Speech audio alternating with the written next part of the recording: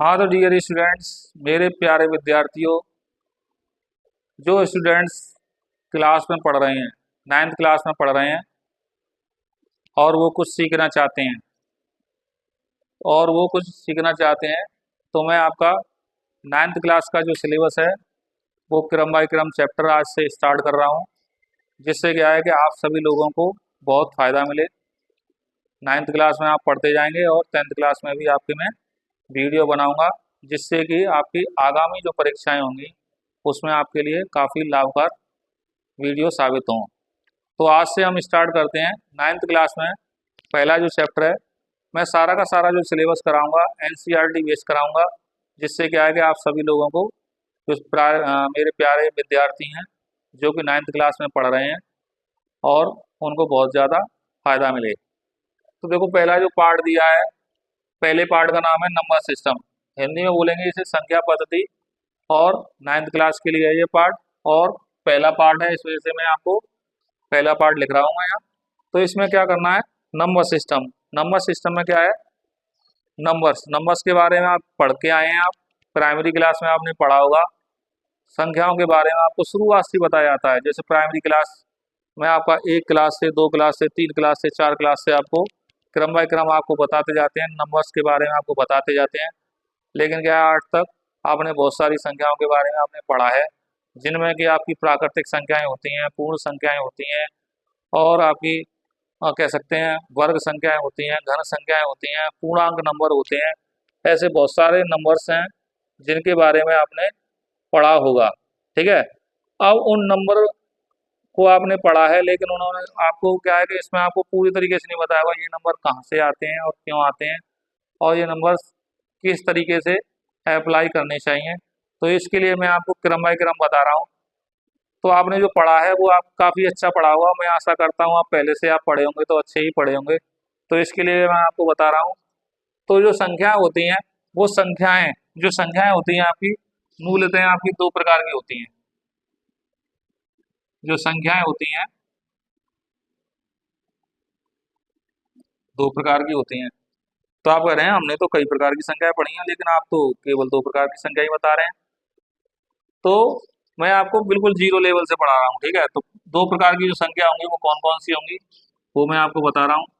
तो इसके लिए आप क्या करोगे,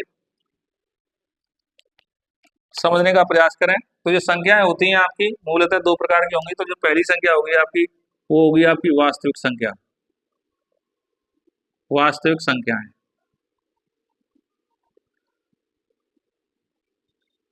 वास्तविक संख्या होंगी, इन्हें बोलते हैं आप रियल नंबर। Real number. और दूसरी होंगी आपकी अवास्तविक संख्या। क्या होंगी आपकी अवास्तविक संख्या। इनका दूसरा नाम लेना लिखना चाहें तो लिख सकते हैं, काल्पनिक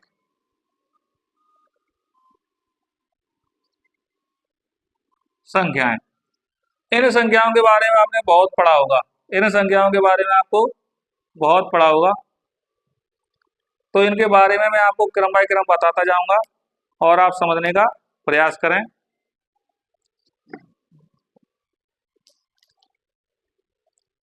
इस वाले को बोलेंगे आप non real number.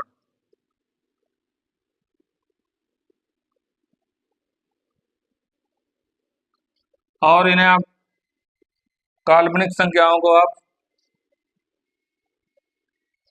Imagery number भी बोलते हैं। तो ये काल्पनिक संख्याएं, इनके बारे में आपने अभी तक कोई जानकारी प्राप्त नहीं की होगी। तो इन संख्याओं को आप क्लास 11 क्लास में आप पहुंचोगे तो उस क्लास में आपको बताया जाएगा और अच्छी तरीके से बाद में बताया जाएगा। लेकिन फिलहाल में आपका जो वास्तविक संख्या है उनके ऊपर आपको 9th क्लास में बताया जाएगा और क्लास 10th में भी आपको बताया जाएगा। तो इन वास्तविक संख्याओं के बारे में भी आप बता सकते हैं। तो ये वास्तविक संख्या जो होती हैं ये भी आपकी दो प्रकार की होती हैं। क्या होती हैं, ये भी संख्याएं आपकी दो प्रकार की होती हैं। वास्तविक संख्या होती हैं वो दो प्रकार की होती हैं। तो पहला जो नंबर होता है उसे हम बोलते हैं परमेय परमेय संख्याएं। क्या बोलते हैं, परमेय संख्या बोलते हैं। और जो दूसरी होती है आपकी, वो क्या होती है, अपरमेय संख्याएं।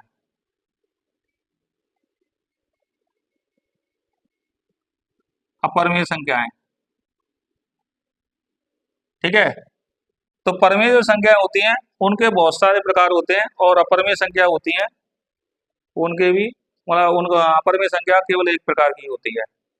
तो जो परिमेय संख्याएं होती हैं इनको हम बहुत सारे नामों से आप जानते हैं। तो इनमें क्या आता है, देखो पहला नाम मैं आपको बताते जा रहा हूँ, क्रम बाय क्रम आपने पढ़ा होगा, जो अब तक आप पढ़ते आए हैं, जो अब तक आप पढ़ते आए हैं उन सभी संख्याओं को परिमेय संख्याओं के अंतर्गत वो आपकी आती हैं। तो पहली जो संख्या होती है प्राकृतिक संख्या।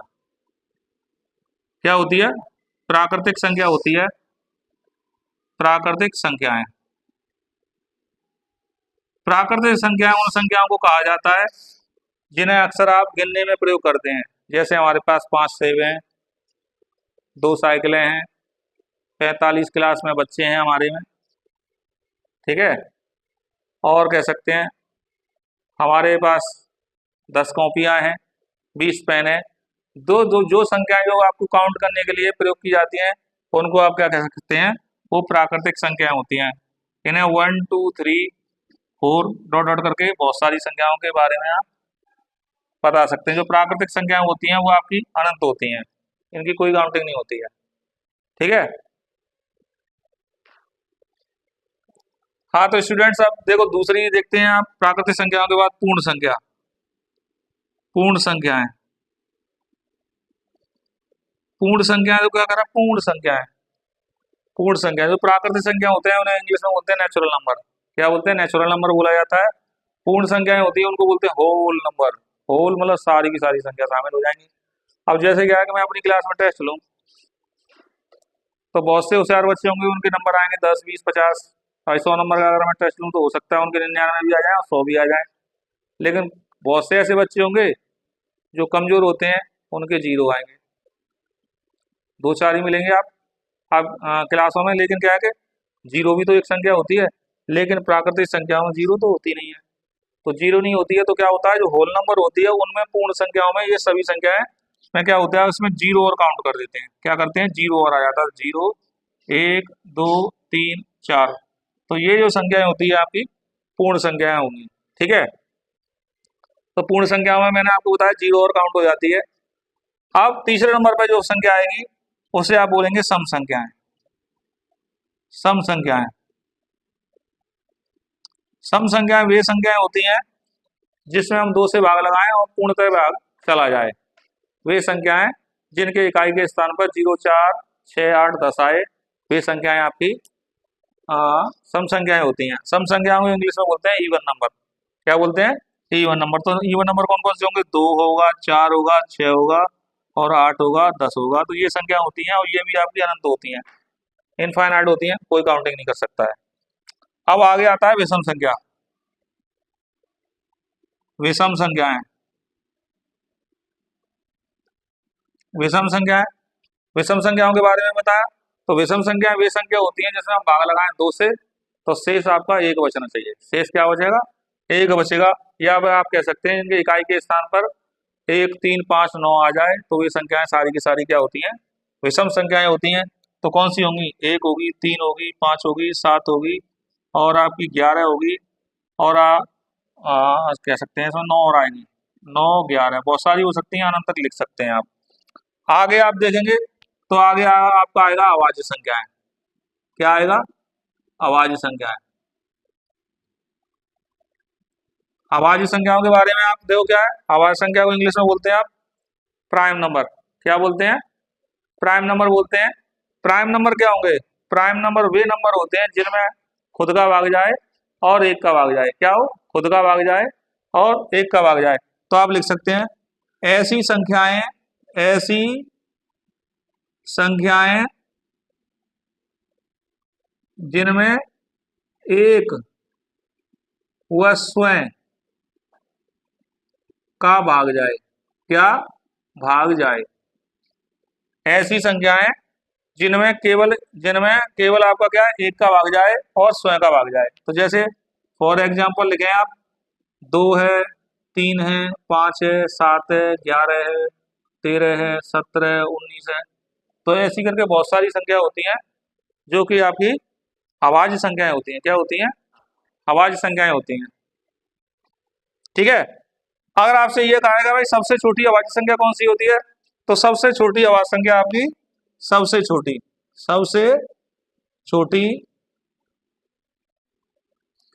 अभाज्य संख्या क्या होगी, 2। और सबसे बड़ी तो हम किसी संख्या में बता ही नहीं सकते हैं।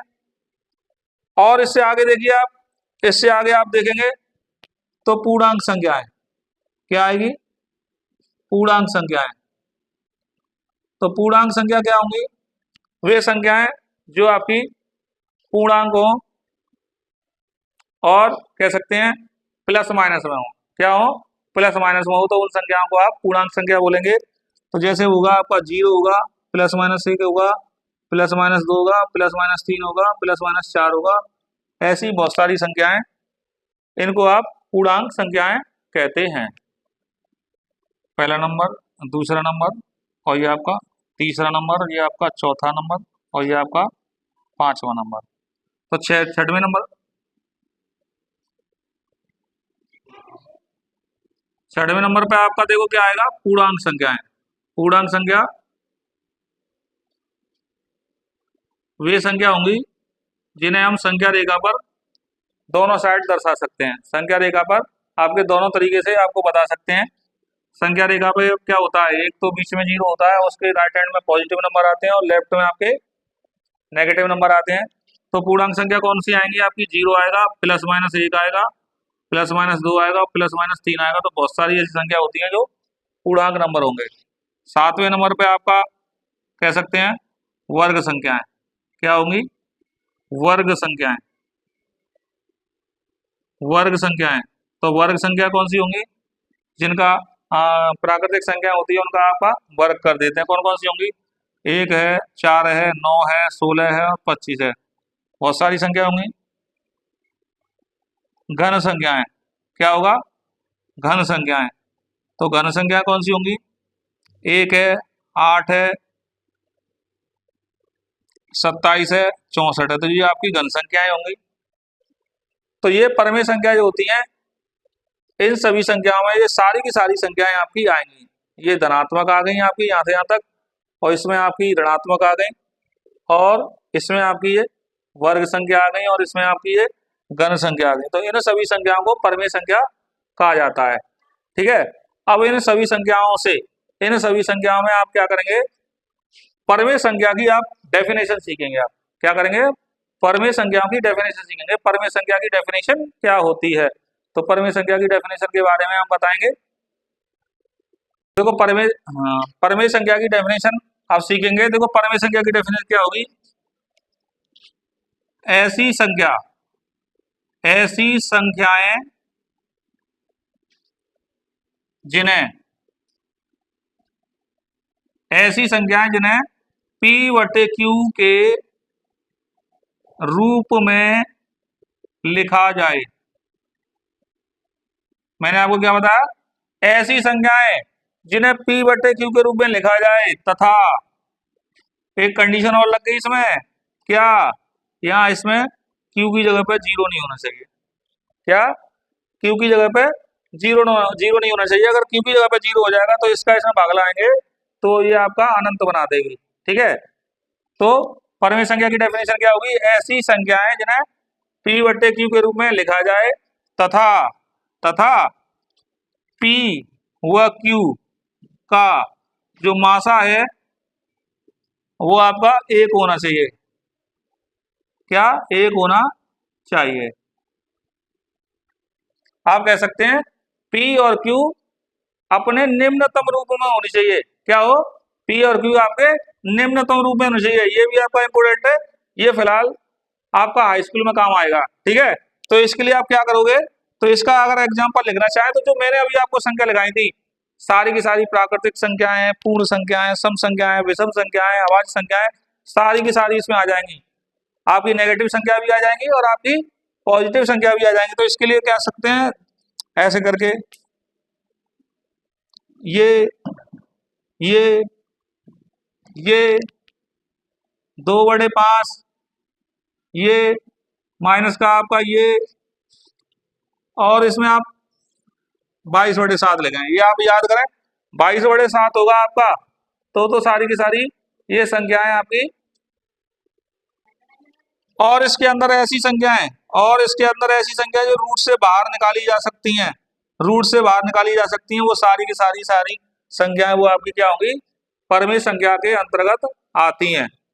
तो परमेय संख्या क्या होती है, ऐसी संख्याएं जिन्हें पी बटे क्यू के रूप में लिखा जा सकता है। अब देखो ये, अब ये कहेंगे कि आपने पी बटे क्यू के रूप में, ये तो आ नहीं रही है, ये तो आ नहीं रही है, तो क्या कर सकते हैं, इनमें प्रत्येक संख्या में आप एक का भाग लगा सकते हैं, इसमें भी आप एक का भाग लगा सकते हैं। केवल अकेली सिंगल संख्या होगी तो उसमें आप एक का भाग लगा सकते हैं, तो उसे पी बटे क्यू के रूप में हम बना सकते हैं। अब पी बटे क्यू के रूप में बन जाएगी तो वो सारी की सारी संख्याएं आपकी परमेय संख्या कहलाती हैं। जो परमेय संख्याएं होती हैं, इसका दूसरा पार्ट अब देखिए, तो दूसरी जो वो संख्या होती हैं वो होती हैं आपकी अपरमेय संख्या। अपरमेय जो संख्या होगी उसकी डेफिनेशन क्या होगी, अपरमेय संख्या की डेफिनेशन जस्ट सिक्योरिटी होगी। तो क्या होगी, वे संख्याएं, क्या, वे संख्याएं जिन्हें या उन्हें पी बटे क्यू के रूप में नहीं लिखा जा सकता है। ठीक है, वे संख्याएं जिन्हें पी बटे क्यू के रूप में नहीं लिखा जा सकता है, तो क्या बोलते हैं उनको, अपरमेय संख्या बोलते हैं, नॉन रियल नंबर बोलते हैं। तो वैसे कौन कौन सी संख्या होती है, तो ऐसी संख्या होती है आपकी √2 है आपकी, इसे बाहर नहीं निकाल सकते हैं, √3 है, ठीक है, √5 है, √6 है। तो ऐसी ऐसी संख्याएं हैं जिन्हें आप रूट से बाहर नहीं निकाल सकते, तो ऐसी संख्याओं को हम क्या बोलते हैं, अपरमेय संख्या कहा जाता है।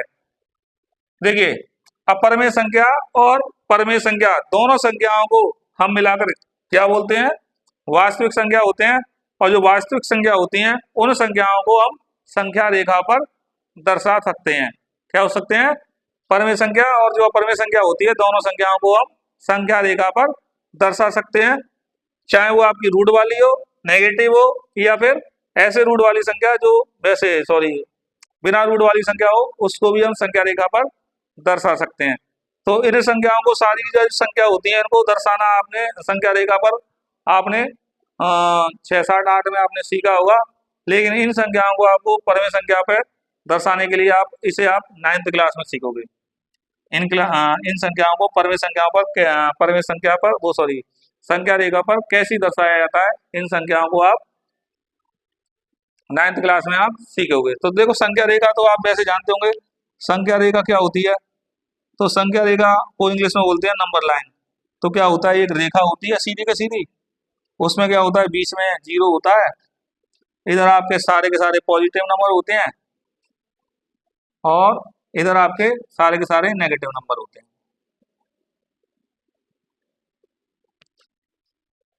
ठीक है, तो डियर स्टूडेंट्स, मैंने आपको संख्याओं के बारे में आपको बेसिक जानकारी दे दी है, और यहाँ से आगे हम आपको एक्सरसाइज कराएंगे। रोजाना आपको हो सकता है रोजाना आपकी क्लास हो, ठीक है, और क्रम बाय क्रम जो आपकी एक्सरसाइज होगी उनको हम आपके लिए रोजाना आपके लिए हम वीडियो बनाएंगे। अगर संख्याओं के बारे में आपको ये वीडियो आपको अच्छी लगी होगी तो आप इन वीडियो को आप अपने दोस्तों को और जो पढ़ने वाले स्टूडेंट्स हैं 9th क्लास वाले, उनको आगे फॉरवर्ड करें, जिससे कि मेरा मनोबल बढ़े और मुझे आगे अच्छे से अच्छे वीडियो आपको बनाने के लिए मोटिवेशन मिलता रहे। और मेरे चैनल को सब्सक्राइब करें, मेरे चैनल का नाम है मैं तो आई रामकिशन सर। ठीक है, लाइक करें और सब्सक्राइब करें और आगे फॉरवर्ड करें। Thank you class.